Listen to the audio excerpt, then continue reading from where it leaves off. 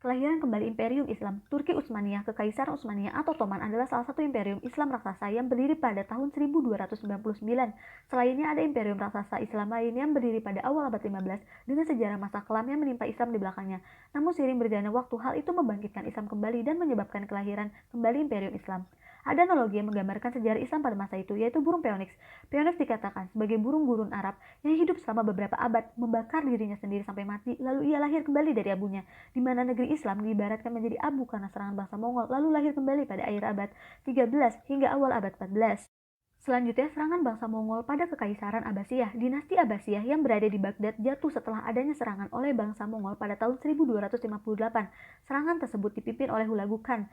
Selama penaklukan dinasti tersebut, bangsa Mongol melakukan banyak kekejaman pada penduduk Baghdad dan menghancurkan perpustakaan besar dinasti Abbasiyah, yaitu Baitul Hikmah, yang merupakan pusat ilmu pengetahuan saat itu. Bahkan saat itu, sungai Efrat dikatakan dipenuhi dengan darah dan tengkorak. Pada tahun 1260, bangsa Mongol dikalahkan oleh Mamluk dari Mesir yang dipimpin oleh Baibars dan Kutus dalam pertempuran menentukan Ain Jalut, Palestina Utara. Mamluk dari Mesir adalah benteng terakhir yang tersisa yang menghadapi bangsa Mongol. Jika bangsa Mongol lebih unggul dari Mamluk, jalan menuju tempat suci umat Islam di Mekah dan Madinah akan terbuka lebar untuk kehancuran lebih lanjut. Oleh karena itu, umat Islam menganggap ini adalah pertempuran untuk Tuhan. Kekalahan bangsa Mongol dalam pertempuran tersebut membuat mereka terpukul mundur kembali ke Baghdad dan menandai batas teritorial mereka di Timur Tengah yang sisanya berarti bagian dari Mamluk. Lalu tentang bangsa Mongol memeluk Islam, meskipun bangsa Mongol adalah bagian dari masa kelam Islam, runtuhnya dinasti Abbasiyah dan beberapa negeri Muslim itu sendiri menjadi pintu masuk penyebaran Islam di bangsa Mongol, di mana umat Muslim yang selamat dari perang hidup berdampingan dengan bangsa Mongol. Karena pergaulan tersebut, bangsa Mongol mulai mengenal nilai-nilai Islam dan menjadi titik awal dianuti agama Islam oleh bangsa Mongol. Empat kerajaan Mongol telah memeluk Islam, yaitu Kerajaan Ilhan di lembah Sungai Tigris, Changtai di lembah Sir-Osus, Wei-horde di Irtis, dan Golden Horde di sekitar Sungai Volga. Dari keempatnya muncul dua kerajaan Islam yang kuat, Kekaisaran Syiah yang menjadi fondasi seperti Iran saat ini, dan Sunni Mogul. Di sebelah barat bangsa Mongol juga muncul sumber dukungan yang lain untuk Islam, berupa imperium besar, yaitu dinasti yang akan kita dalami dalam bagian kali ini, yaitu Turki Utsmani. Berdirinya Kerajaan Ottoman atau Utsmaniyah dikarenakan melemahnya Kekaisaran Bizantium dan pecahnya Kesultanan Seljuk menjadi beberapa negara, sehingga Osman I atau Osman Bey berpikir untuk mendirikan kerajaan sendiri. Kerajaan Ottoman sendiri merupakan kekaisaran lintas benua yang didirikan oleh suku-suku Turki di bawah Osman I di barat laut Anatolia pada tahun 1299. Dalam sejarahnya, Kerajaan Ottoman melalui 5 fase sejak ia berdiri, di mana fase pertama adalah fase kebangkitan. Pada masa ini, ekspansi begitu digalakkan hingga ke Mediterania Timur dan Balkan. Fase kedua adalah fase perkembangan. Dalam masa ini, Konstantinopel berhasil ditaklukkan. Karena ekspansi besar-besaran pada masa ini, banyak terjadi perang, seperti Perang Wina dan Perang Panjang.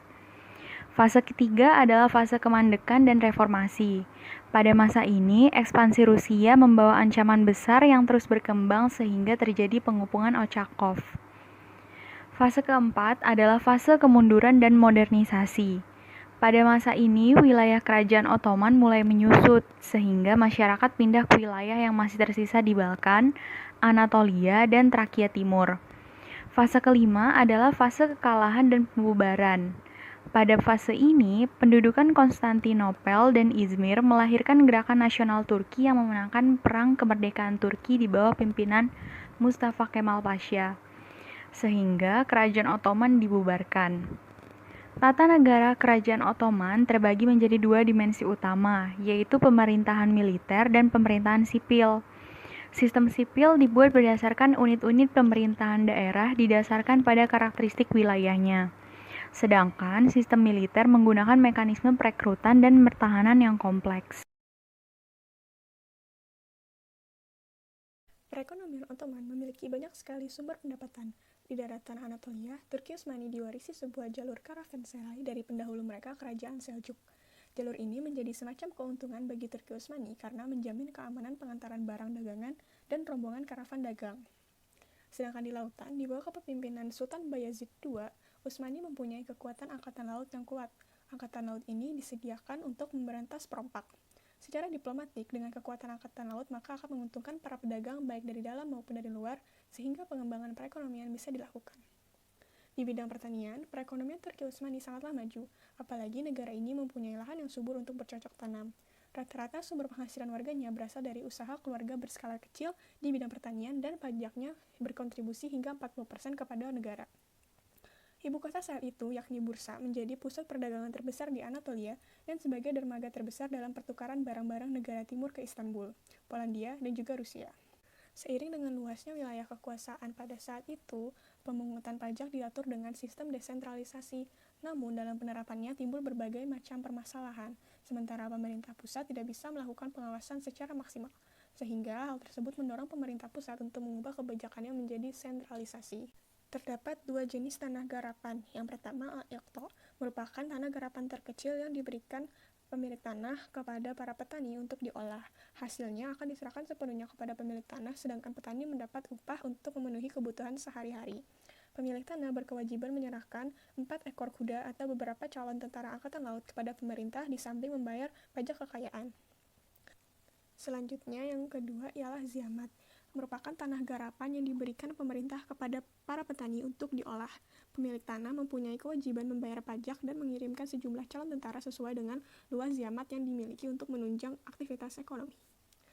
Selain itu, Daulah Turki Utsmani juga mencetak mata uang. Nama Sultan juga dicantumkan pada setiap mata uang yang beredar sebagai tanda penguasa di masa itu. Hal ini dilakukan untuk menunjang aktivitas ekonomi.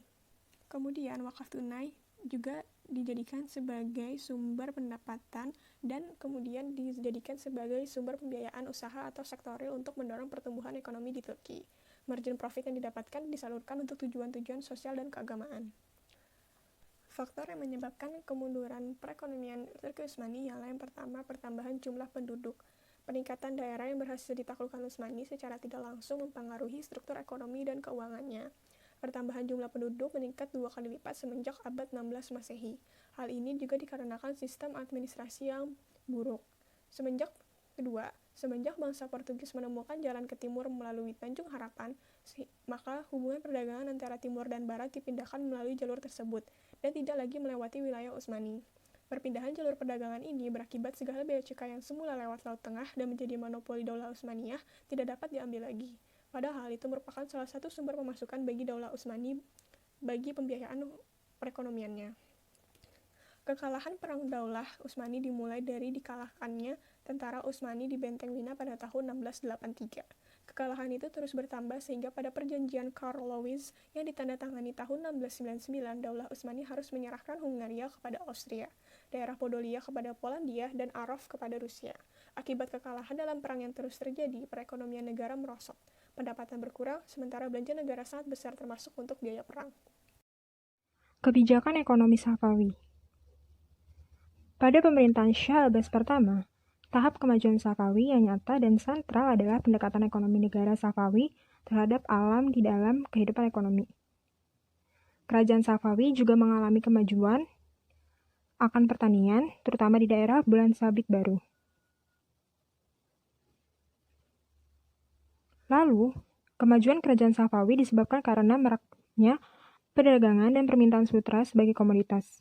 Permintaan akan sutra ini berhasil membuat kerajaan Safawi melakukan ekspansi perdagangan. Kemudian adanya kebijakan ekonomi, dengan melakukan monopoli sebagai usaha pemerintah dalam memaksimalkan pendapatan dan mengontrol produksi dan kegiatan perdagangan. Kebijakan ekonomi Mongol. Tercatat dalam sejarah bahwa kerajaan Mongol adalah kerajaan kedua terbesar dalam sejarah dunia. Pada puncak kejayaannya, dengan perkiraan penduduk di atas 100 juta orang dan menjadi yang paling kuat di antara semua kerajaan abad pertengahan. Kerajaan Mongol menjalani hidup dengan mengembangkan peternakan kambing atau mengembal kambing dan hidup dari hasil buruannya.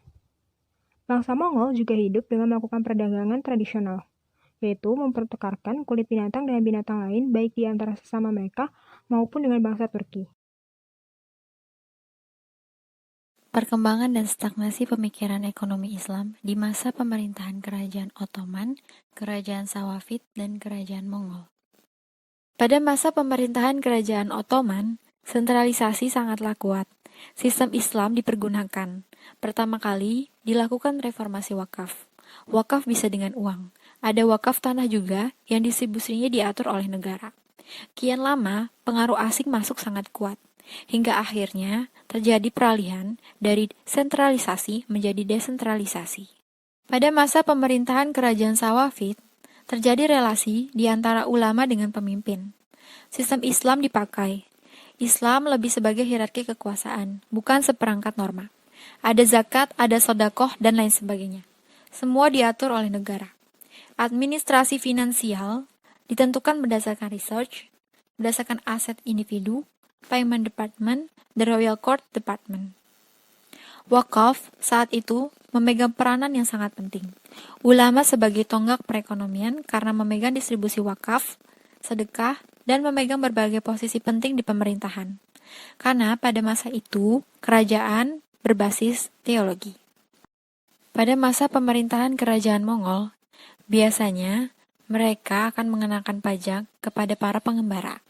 Penguasa berhak meminta berapa saja. Perdagangan diatur oleh pemimpin atau khan.